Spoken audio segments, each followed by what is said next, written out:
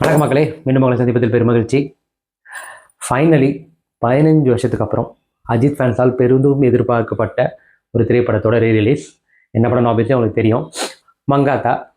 ஆக்சுவலாக இந்த படம் வந்த போது 2011 வந்த போது அது ஒரு இண்டஸ்ட்ரி கிரவுண்ட் பிரேக்கிங்காக இருந்தது. நிறைய விஷயங்கள் அதில் புதுசாக இருந்தது. முக்கியமாக அஜித் சாரோட அந்த கேரக்டரைசேஷன் மொத்தமாக ஒரு பியூரஸ்ட் வில்லனாக வந்து நின்ற விதம். ஸோ இந்த படம் ரீரிலீஸ்க்கு வந்து நிறைய பேர் எவ்வளோ வாட்டி கேட்டும் எந்த விதமான முயற்சியும் அந்த ப்ரொடக்ஷன் கம்பெனி பண்ணாத போது இப்போ சம்மந்தமே இல்லாமல் August 31 அந்த படம் ரிலீஸ் ஆன டேட்லேயே ரிலீஸ் பண்ணல. May 1 அஜித் சாரோட பர்த்டேக்கு ரிலீஸ் பண்ணல. போன வருஷம்லாம் வாண்டடாக கேடிவியில் அந்த படத்தை போட்டானுங்க. ஸோ அவ்வளோ வன்மம் பிடிச்ச ப்ரொடக்ஷன் கம்பெனிக்கு வேறு வழியே இல்லாமல் கர்மா வச்சு பின்னாடி செஞ்சதில் வேற ஒருத்தரோட காழ்ப்புணர்ச்சிக்காக இறக்கி விட்டானுங்க. பட் ஆப்வியஸ்லி எப்படியோ இந்த அரசியல் இந்த படம் இதில் வேண்டாம், ஒதுக்கிடுவோம்.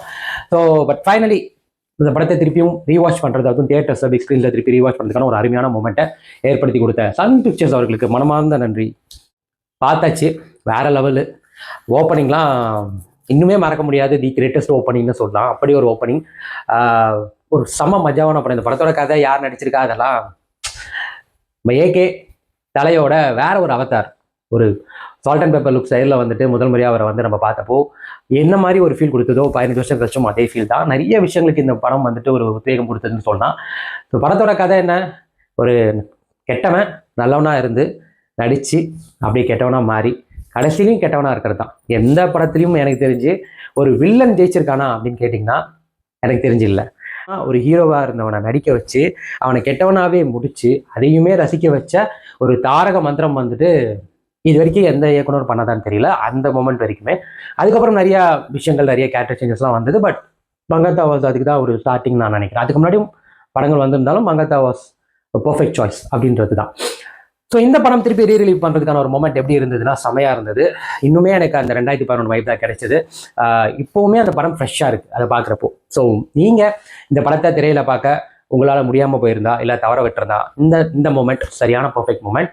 ஒரு பக்காவான கமர்ஷியல் கேங்ஸ்டர் மூவி, செம்ம ஜாலியாக வைப் பண்ணக்கூடிய ஒரு மூவி தான். அது உங்கள் எல்லாருக்குமே தெரியும். பட் எனக்கு அந்த மூமெண்ட் ஒரு அஜித் ஃபேனாக எல்லாத்தையும் தாண்டி என்னை வந்து ரசிக்க வச்சுது, என்னை வந்துட்டு கதற வச்சது, என்னை வந்து கத்த வச்சுது. வேற லெவல் ஒரு படம், எனக்கு வேற ஒரு வைப் கொடுத்தது மறுபடியுமே.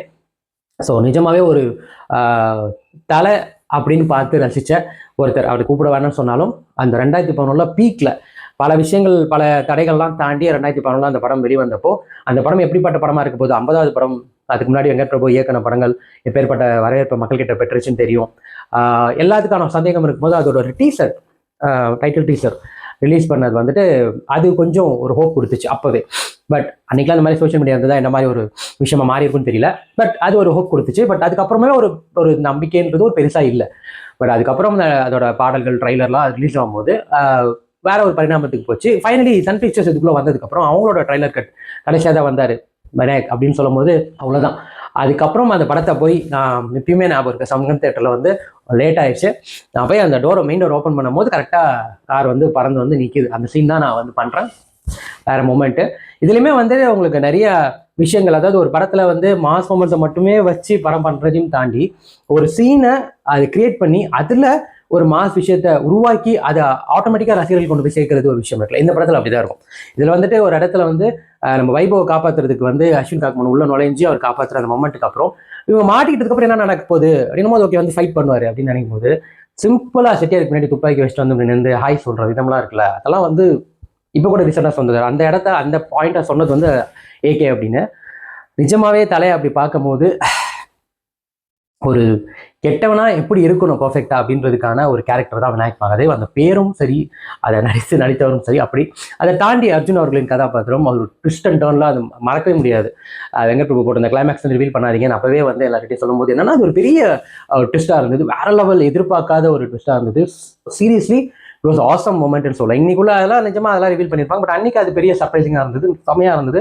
அவர் ஒத்துக்கிட்டு இந்த இடத்துல அந்த மாதிரி ஒரு கேரக்டர் பண்ணும்போது அவங்க 2 பேருக்கான ஃபைட்டு, அவர் ரொம்ப ராவாக இருக்கும் 2 பேரோட ஆக்டிங்கும். அதை தாண்டி மற்றவங்க பண்ணது, வைபவ் பண்ணது, பிரேம்ஜி பண்ணது, அஸ்வின் காக்மனு இவங்க எல்லாம் பண்ணதெல்லாம் வந்துட்டு பார்த்தீங்கன்னா இதில் வந்து நிறைய கேமியோஸ்லாம் வரும். இன்னைக்கு அந்த கேமியோ கலாச்சாரம் தனி, அன்னைக்கு வந்து பார்த்தீங்கன்னா கேமியோ வந்து வேற லெவலில் இருக்கும். அதெல்லாம் பார்க்குறப்போ ரொம்ப என்ஜாயபுளாக இருந்தது. ஸோ இன்றைக்கும் அதை திருப்பியும் திரையில் பார்க்குறப்போ அப்படி ஒரு மொமெண்ட் தான் எனக்கு ரொம்பவே ஹாப்பியாக இருந்ததுன்னு சொல்லுவேன். ஏன்னா இது ரொம்ப ஒரு வெயிட் பண்ண மூமெண்ட் இந்த மாதிரி ஒரு படத்துக்கு.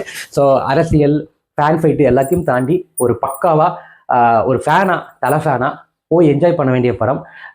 தாராளமாக போய் பாருங்கள். நிஜமாக இந்த படத்தை கொண்டாடுங்க. ஏகே ஃபேன்ஸ்னு சொல்லிட்டு முட்டு கொடுத்துட்டு சண்டை போட்டுக்கிட்டு ஃபேன் ஃபைட்டுக்கு மட்டுமே உதவுற ஆட்கள் எல்லாம் உண்மையிலேயே அதனால ரசிக்கணும்னா போய் படத்தை பாருங்கள், தியேட்டர் ஃபீல் பண்ணுங்கள், என்ஜாய் பண்ணுங்கள் இந்த மொமெண்ட்டை. இந்த படம் வந்து திருப்பியும் இவனுங்களுக்குலாம் மனசு வருமானு தெரியாது, இவனுக்குலாம் அரசியல் காழ்ப்புணர்ச்சிலாம் இல்லாமல் இந்த படத்தை திருப்பி ரிலீஸ் பண்ணுறதுக்கு வாய்ப்பு கிடைக்குமான்னு தெரியாது. ஸோ பண்ண மொமெண்ட்டை என்ஜாய் பண்ணுங்கள். நான் என்ஜாய் பண்ணேன், நீங்களும் என்ஜாய் பண்ணுங்கள். ஸோ இந்த வாரம் நிறைய புது படங்கள் வருது, அதுவுமே நம்ம பார்த்துருக்கோம், அதுக்கான விமர்சனம் தொடர்ந்து வருது. பட் இது ஒரு ஃபேனாக நான் பேசுகிறேன், என்னோட பாயிண்ட் ஆஃப் வியூ தான். I was thoroughly enjoyed. It was a moment of the yearன்னு சொல்லலாம். ஸோ அவ்வளோதான். ஸோ மீண்டும் வேற ஒரு சந்திப்பு, வேற ஒரு விமர்சனம், வேற ஒரு முன்னோட்டத்தை சந்திக்கிறேன். Bye from Vijay Kirathikan. இது நிமிஷம் ரீல் இருந்து போச்சு.